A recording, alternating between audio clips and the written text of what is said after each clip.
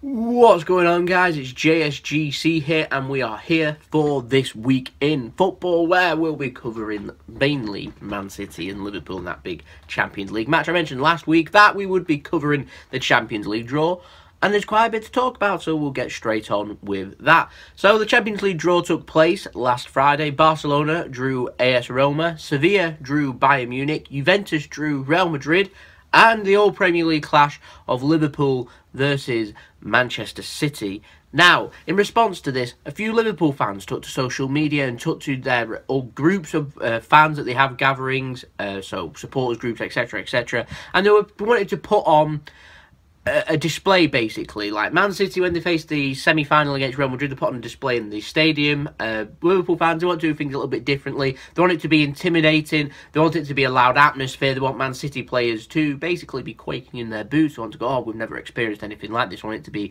an intimidating, hostile atmosphere for them.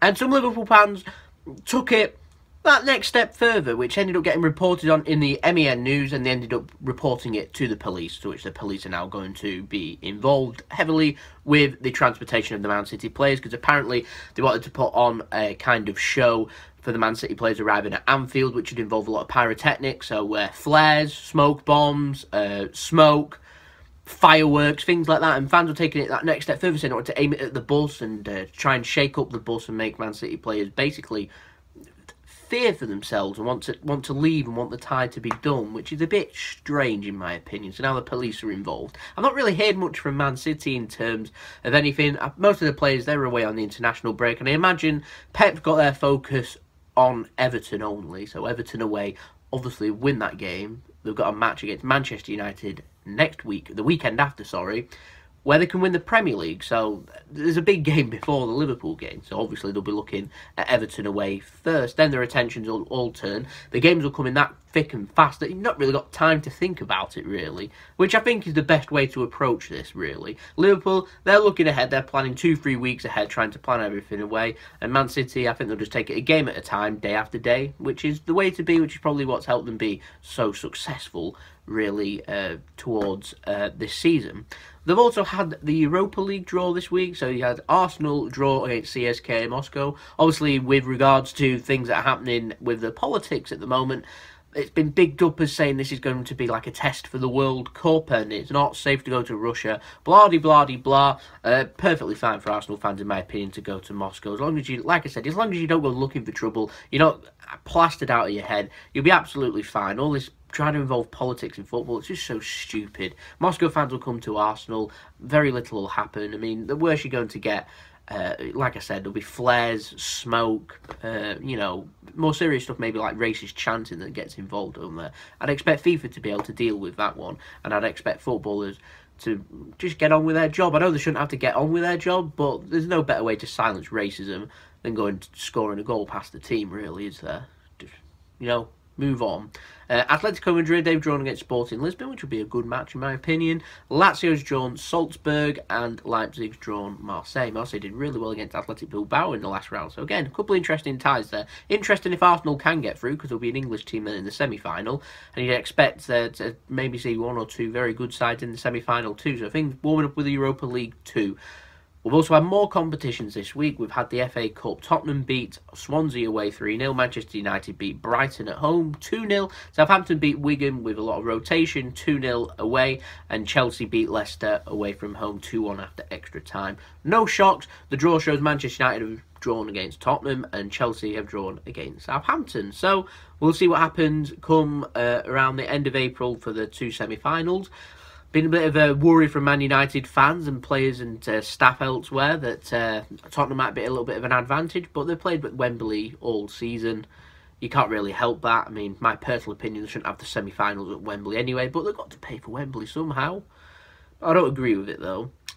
Also, we've had, this week's one, the funniest storyline, this one.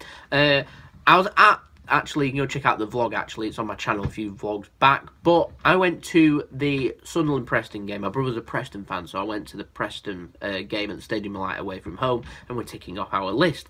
And during the game, Preston won 2-0, but at half-time, whilst it was 0-0, they had a crossbar challenge happen, and it was basically quite a few Sunderland fans. They all go to the same workplace, I think, or they've all been participating in a charity case, which is raising money for the Bradley Lowry Foundation. Fabulous cause, and go check that out if you wish. But basically, they're raising money for his the cancer charity. And basically, they've walked from Bournemouth, which is Bournemouth's ground, which is where Jermaine Defoe was, all the way up to the Stadium Light, because Jermaine Defoe was a huge supporter of the foundation and very good friends with Bradley. So, a good cause there. They all walked all the way there, and they wanted to complete the challenge by doing the crossbar challenge at half-time. So, they arrived at the Stadium Light. They'd done the crossbar challenge, this group of people, and one of them was wearing a Newcastle United top too, because he was a Newcastle fan. The rest were Sunderland fans. Now, everyone missed the crossbar. They all had an attempt each. They all missed. Then at the end, the Newcastle fan, once it all started walking off, walked up to the ball again, booted it, and hit the crossbar, much to the delight of the away fans. It was absolutely hilarious. He then took to running around the area of the pitch with his arm aloft, celebrating like Alan Shearer in front of the Stadium of Light, and it ended up going viral. Fantastic.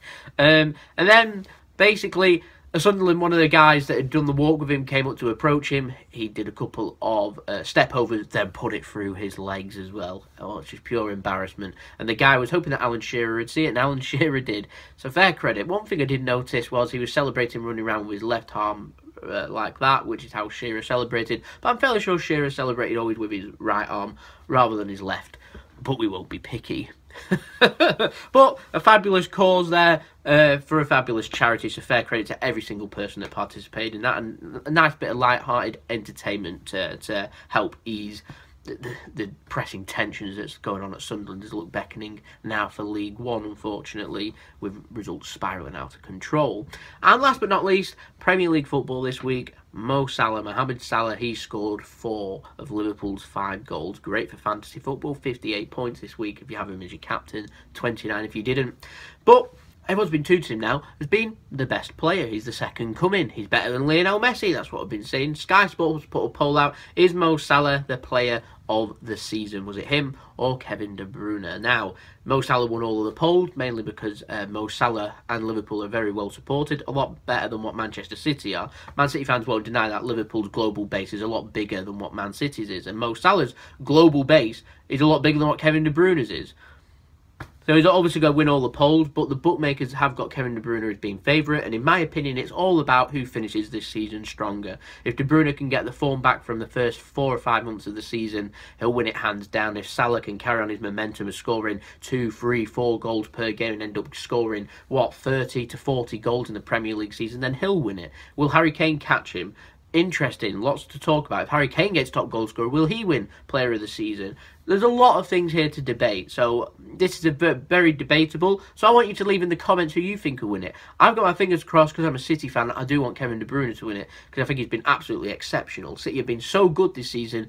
Surely you'd think that a Man City's best player would win player of the season. You'd think that bookmakers are thinking that, but other people aren't. So there's the debate. Leave in the comments what you think. If you enjoyed the video, don't forget to leave a big thumbs up. Don't forget to subscribe to my channel because we're aiming for 400 subscribers and hopefully we can reach that soon. Don't forget to check out my social media. Links to them are in the description below. You can check out my second channel. Links to that will pop up at the end of this video along with my brother's partner channel, which is doing Mixology Drinks Mixed. Go and check out them 2 channels. Like and subscribe over there. That'd mean everything. And that's been your video. So it's been JSGC. Hope you all have a wonderful rest of your day. Peace. Ciao for now.